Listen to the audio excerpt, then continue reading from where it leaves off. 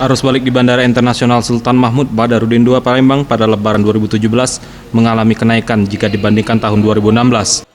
Berdasarkan total pergerakan penumpang, baik kedatangan maupun keberangkatan pada H+1 mencapai 13.116 orang. Jumlah tersebut mengalami kenaikan 3,55% dari tahun sebelumnya dan memasuki H+3, pergerakan penumpang terus merangkak ke angka 14.180 penumpang. Menurut P. Simanjuntak, selaku koordinator posko bandara mengatakan, untuk lonjakan penumpang khususnya pada arus balik terjadi pada H+4 dan 5. Hal ini disebabkan pada hari Senin aktivitas kerja sudah dimulai. Pada saat ini tanggal 1 Juni, terkait dengan lonjakan penumpang, untuk saat ini di arus baliknya belum begitu signifikan, mengalami kenaikan.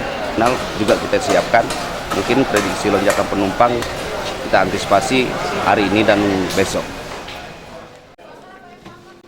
Kio, salah seorang penumpang yang berasal dari Bandung ini mengatakan, kendati harga tiket pesawat yang dijual cukup mahal, ia lebih memilih pulang 2 hari sebelum masa cuti bersama habis.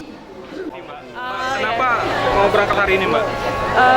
Karena kan tanggal 3 udah masuk kerja, Mas. Sudah 3? Untuk tiket sendiri, Mbak, gimana, Mbak? Kenapa tiketnya? Ya, ada mahal nggak atau gimana? Oh, mahal banget. Cukup mahal, Mbak, ya? Iya. Oke, terima kasih, Mbak. Siapa Mbak namanya? Kio. Mau berangkat ke mana? Bandung. Bandung, kasih. Tim Liputan Sriwijaya TV.